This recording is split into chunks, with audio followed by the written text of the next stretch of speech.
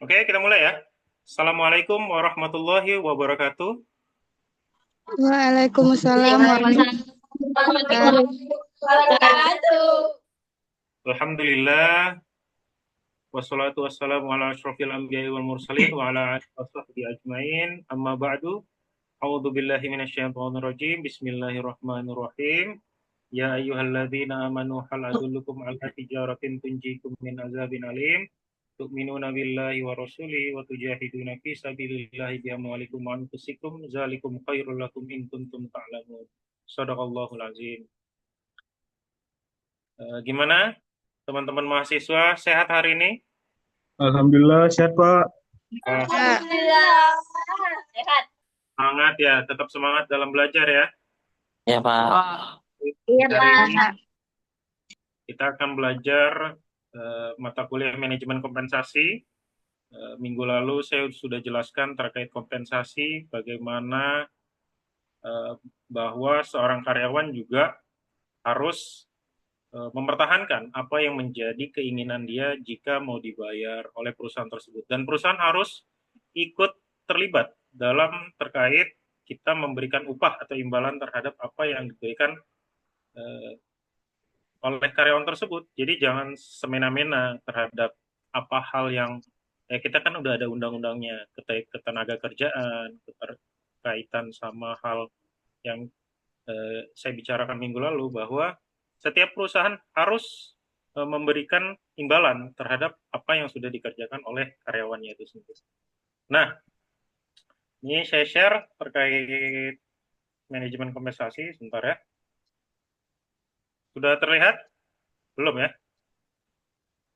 Oke. Sudah Pak.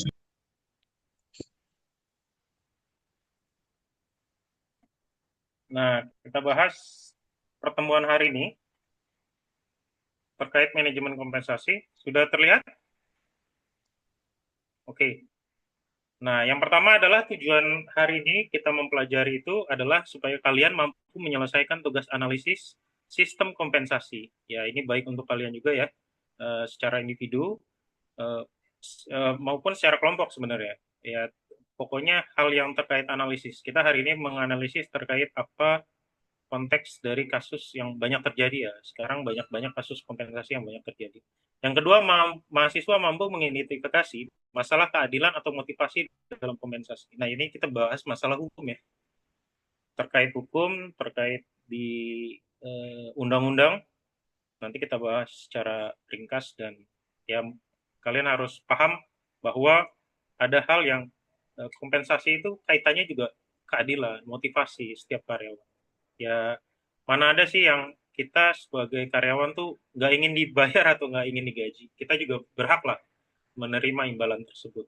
Dan hak tersebut kita peroleh juga berdasarkan undang-undang. Aturan hukum di negara kita jelas bahwa setiap karyawan yang sudah bekerja harus menerima imbalan tersebut.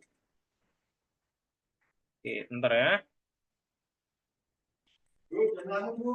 Nah, yang pertama adalah identifikasi masalah keadilan dalam kompensasi. Yang pertama, ketimpangan gaji nih antar jabatan selevel. Jadi ini masalah sih sebenarnya antara jabatan, misalnya kita sesama apa ya kita bilang sales lah selama apa sesama sesama pemasaran ya saling inilah misalnya gajinya berapa ya kan kita ingin tahu juga ya dengan jabatan selevel ya, apakah sama atau tidak. Nah, itu banyak hal sebenarnya masalah di dalam kompensasi. Yang kedua, perbedaan kompensasi yang tidak transparan. Nah, ini juga banyak sih di internal perusahaan, itu banyak hal yang kita lihat bahwa ada yang gajinya lebih besar. Malah terkadang ada yang orang baru mungkin ya kan, keterkaitan dia benar-benar orang orang baru masuk perusahaan tersebut dan dia mungkin orang lama, entah mungkin bosnya abangnya atau seperti apa ya. Akhirnya itulah, itu banyak banget masalah di kompensasi. Terus yang ketiga, tidak hanya sistem evaluasi jabatan. Nah, ini juga penting bagi perusahaan bahwa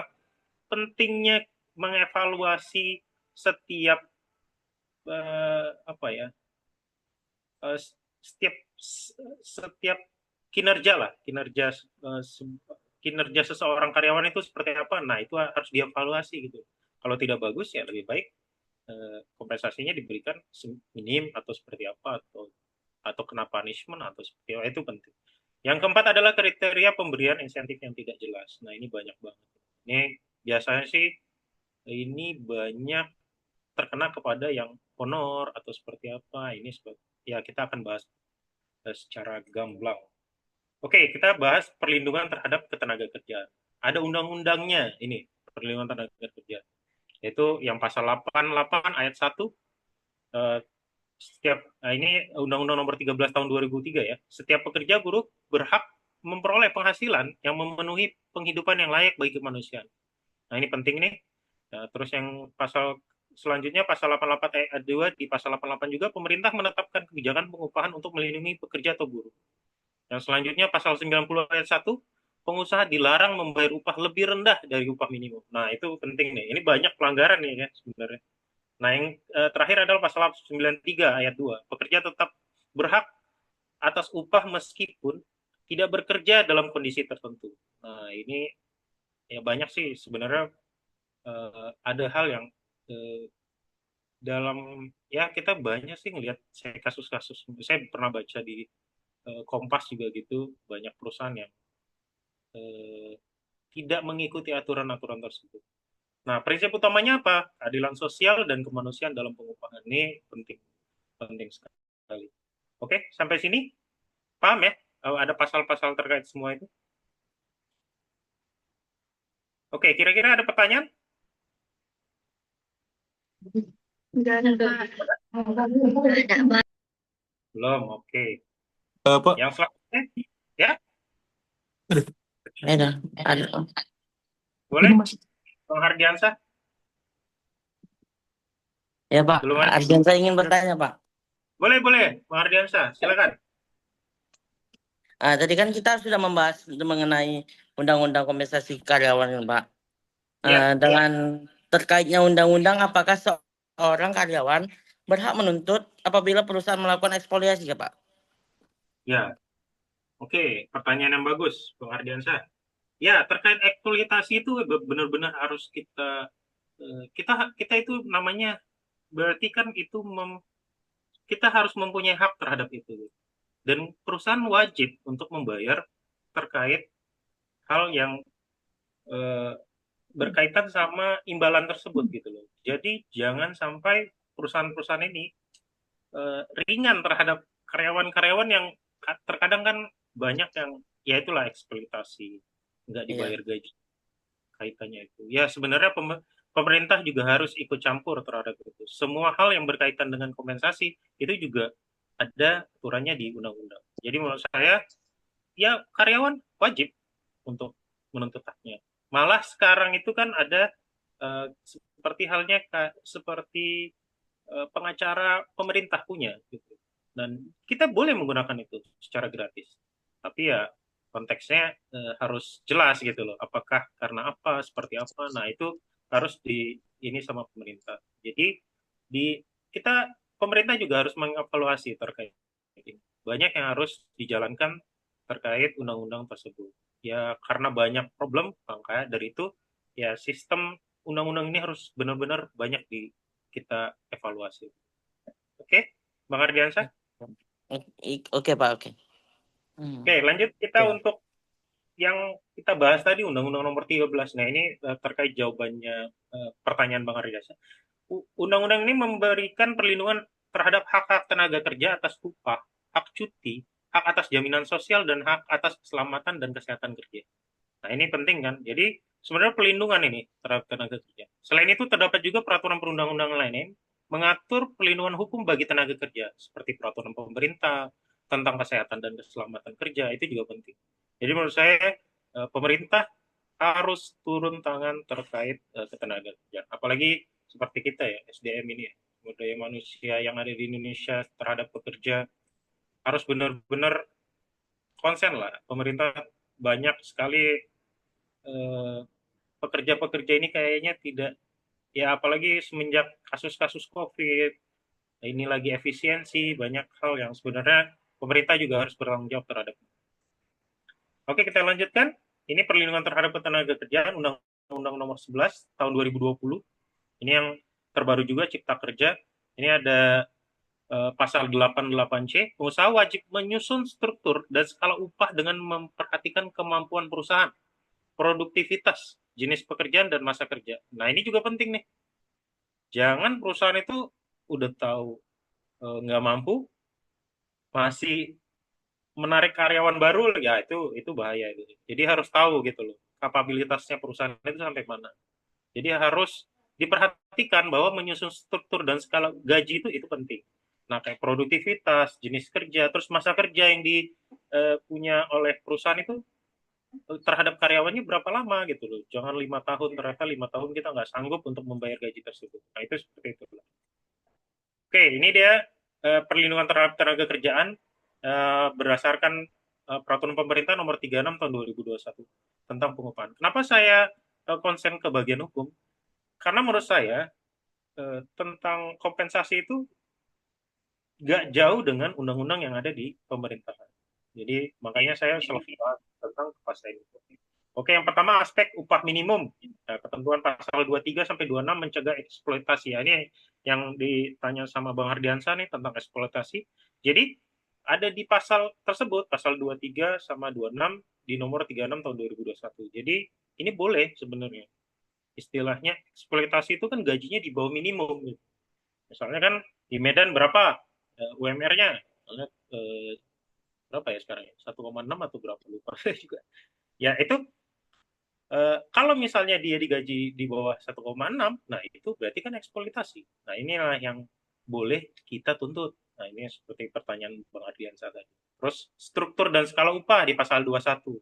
Jadi sesuai nggak? Sesuai jabatan. Misalnya berapa, dia udah jabatan seperti apa, terus dia udah kerja berapa lama. Makanya di ASN, kenapa orang ingin kerja di ASN? Mungkin karena kejelasan itu ya.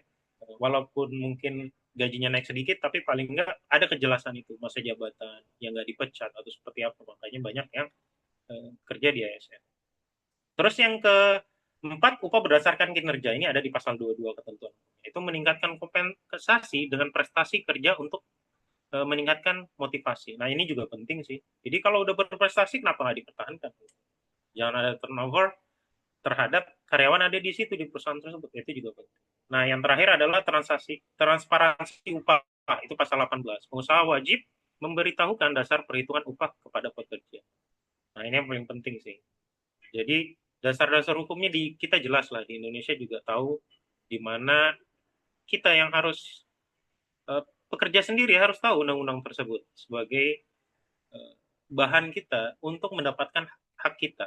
Jangan sampai ini menjadi apa ya, kita pekerja tapi nggak tahu hak kita, dan kita harus tahu juga ya kewajiban kita sebagai pekerja. Ya jangan salah ya kan, perusahaan itu pinginnya, ada nggak yang pingin buntung? Pinginnya kan untung semua ya. Pinginnya nggak ada yang pingin rugi, pinginnya untung semua. Jadi ya menurut saya ya wajar juga kita harus menjalankan kewajiban kita, dan wajar juga kita harus mendapatkan hak kita ya, yaitu kompensasi atau imbalan. Oke, yang selanjutnya jenis-jenis perlindungan tenaga kerja. Yang pertama adalah perlindungan ekonomis, yaitu perlindungan yang berkaitan dengan usaha untuk memberikan penghasilan yang cukup untuk memenuhi keperluan sehari-hari bagi dirinya beserta keluarganya. Itu yang penting tuh, perlindungan ekonomis. Ya kan? Termasuk jika ia tidak mampu lagi bekerja karena suatu hal kehendaknya. Nah, itu kita penting tuh. Ya jangan sampai kita bekerja, keluarga kita di rumah nggak makan apa-apa atau seperti apa. Itu penting juga. Jadi itu namanya perlindungan ekonomis. Ini penting untuk kita. Perlindungan sosial nih. Nah, yakni perlindungan agar tenaga kerja dapat melakukan kegiatan kemasyarakatan. Tujuan dari perlindungan ini adalah untuk memungkinkan dirinya mengembangkan kehidupan sebagai manusia pada umumnya dan sebagai anggota masyarakat dan keluarga pada khususnya. Ayo, ada yang paham terkait ini? Perlindungan sosial? Apa ada yang mau ditanya? Pak, saya izin bertanya boleh, Pak? Boleh, Bang Revandi, silakan. Iya, Pak. Jadi Pak, tadi kan membahas tentang perlindungan. Jadi Pak, perlindungan sosial seperti apa yang layak diberikan oleh perusahaan itu? Oke, ya terima kasih Bang Revandi, pertanyaan yang bagus. Jadi sebenarnya perlindungan sosial yang dimaksud ini, keluarga yang ada di dalam ruang lingkup kita itu merasa nyaman. Contohnya misalnya kita dapat jaminan hari tua. Jadi suatu saat kalau misalnya kita kenapa-napa, keluarga kita tuh terjamin hidupnya, terjamin ininya, terus terkait rumah sakit, biaya rumah sakit. Nah, itu kan perlindungan sosial tuh. Terus terkait supaya di rumah itu, misalnya kan, kalau di rumah kan ada, misalnya kayak saya ada istri, ada anak, keluarga, mungkin ada bapak, ada ibu ya kan. Nah, itu terjamin juga mereka tuh, biaya rumah sakitnya atau ke apa. Jadi sosial yang ada di ruang lingkup masyarakat juga tahu bahwa itu juga menentukan ya. Menurut saya gini loh, setiap perusahaan yang besar, setiap perusahaan yang besar itu pasti mementingkan juga keluarga yang ada di rumahnya tersebut. Soalnya gini contohnya, kita kan sering ngeliat tuh, wah sukses bapak itu, punya mobil, punya rumah, anak istrinya terjamin, sekolahnya bagus. Nah itu kan termasuk perlindungan sosial tuh, ya kan? Coba kalau misalnya kita dilihat orang, waduh, wah ini nggak ada, anaknya nggak ada yang ngantar atau seperti apa gitu. Itu kan, itulah sebenarnya perlindungan sosial yang terjadi di Indonesia sih menurut saya. Oke, Bang Revandi, paham ya terkait perlindungan sosial? Jadi yang sosial yang ada di sekitaran keluarga kita lah. Intinya mau itu nanti bapak kita atau ibu kita ataupun nanti yang kalian punya keluarga, misalnya punya anak, punya istri, ya itu penting bagi kita punya perlindungan sosial tersebut. Jadi kesejahteraan itu terjamin. Oke, selanjutnya yaitu perlindungan teknis, yaitu perlindungan untuk menjaga kaum buruh dari bahaya kecelakaan yang ditimbulkan oleh alat kerja atau bahan digunakan oleh perusahaan. Nah, ini yang banyak, ya kayaknya sih ini lebih banyak kayak tambang, kayak batu bara atau seperti apa. Ini banyak yang hal sebenarnya sih seperti itu sih kalau yang ini. Jadi kita lihat banyak perusahaan-perusahaan yang bekerja di perusahaan tambang itu harus tuh jangan sampai dia terkena barang-barang yang besar, berat atau seperti apa. Makanya ada K3, ada keselamatan kerja kan, yang harus pakai helm atau seperti apa itu juga. Oke, yang selanjutnya bentuk perlindungan tenaga kerja. Yang pertama perlindungan keselamatan kerja. Nah, ini penting juga memberikan perlindungan kepada buruh agar selamat dari bahaya yang dapat ditimbulkan oleh alat kerja. Ini yang saya katakan tadi bahwa banyak perusahaan tambang itu ya harus pakai helm, harus seperti itu. Ada aturannya, ada aturan tersendiri yang mereka harus jalankan gitu loh. Kita juga sebagai karyawan harus menaati. Jangan tiba-tiba kita juga bandel, maksudnya tidak mengikuti aturan yang ada di perusahaan. Makanya pentingnya itu perlindungan keselamatan kerja. Perlindungan kesehatan kerja yang kedua. Nah, ini juga penting. Biasanya sih ini terkait teknologi ya, teknologi industri ya. Ya misalnya kayak di pabrik-pabrik, nah itu kan itu harus di inilah uh, harus diperhitungkan lah. Jadi kalau misalnya perusahaan-perusahaan yang besar itu ya pasti perlu untuk perlindungan kesehatan kerja. Oke, next perlindungan hubungan kerja, perlindungan terhadap pekerjaan yang dijalankan oleh buruh untuk majikan dalam hubungan kerja dengan menerima upah. Nah, ini ya seperti biasa lah ya kan. Kita kerja, terus kita dibayar ya, untuk jangka pendek misalnya. Kalau untuk jangka panjang ya mungkin terkait uang tahunan atau seperti apa itu harus dibicarakan di awal. Terus selanjutnya eh, perlindungan kepastian hukum. Nah, ini yang saya katakan tadi, makanya kita sebagai pekerja juga harus tahu dan taat terhadap undang-undang yang ada di sini, yang ada di Indonesia ya. Berupa perlindungan hukum yang ditetapkan dalam perundang-undangan, isinya perintah dan larangan serta sanksi pelanggaran dengan sifat memaksa sekeras-kerasnya dan setegas-tegas. Ini maksudnya supaya hukum ini kita jelas gitu. Jangan sampai banyak kontradiksi, banyak hal yang dalam undang-undang ini kita nggak tahu, akhirnya kita nggak bisa mendapatkan hak kita, itu yang paling penting. Nah, saya ingin kalian tuh analisis kasus. Nanti mungkin kita bisa buat kelompok biar kita diskusi. Kaitannya gimana sih menurut kalian sebuah perusahaan memberi karyawan baru di bawah upah minimum kota dengan alasan masa percobaan? Ini biasanya sih yang orang baru bekerja ya. Saya lihat kan kalau orang baru bekerja ini kan banyak ya seperti honorer lah, honorer atau apa yang baru. Kalau menurut kalian sih melihat kalau di bawah upah minimum, saya juga sempat ini tadi sama Bang Ardiansa kan pertanyaannya terkait apakah eksploitasi, ya itu mungkin termasuk dengan eksploitasi tersebut.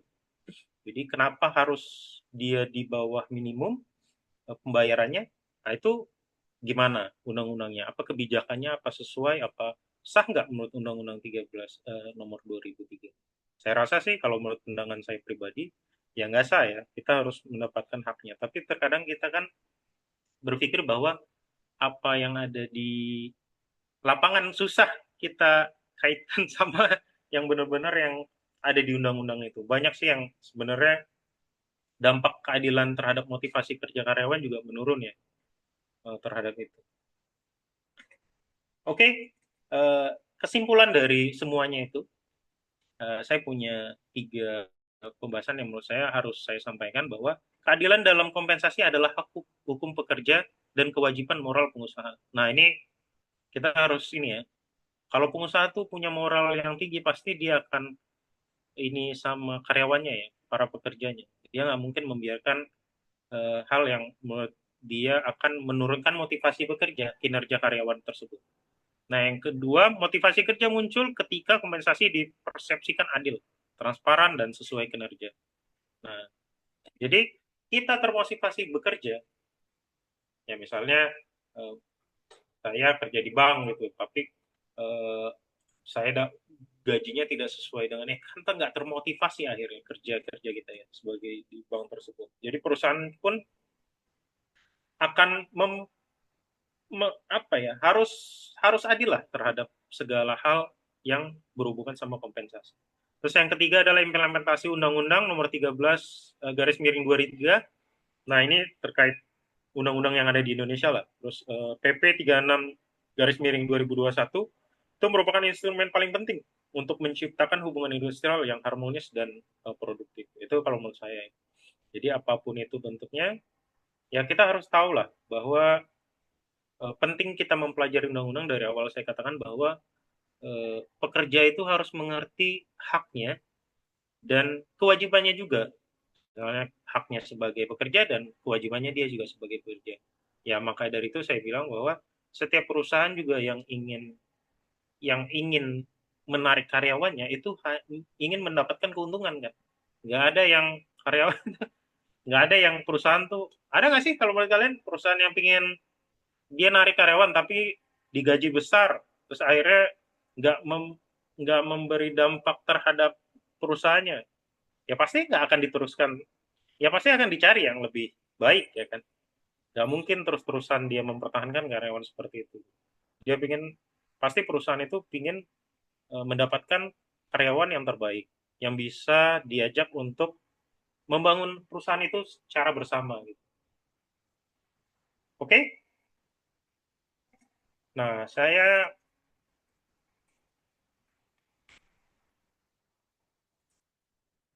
punya pesan untuk kalian nih. Pesan yang baik sih menurut saya sih. Keadilan dalam kompensasi adalah dasar keadilan sosial. Tanpa keadilan, motivasi hilang. Tanpa motivasi, produktivitas runtuh. Dan tanpa produktivitas, organisasi kehilangan arah. Wah, siapa setuju dengan pesan-pesan ini? Ya, saya rasa setuju semua ya.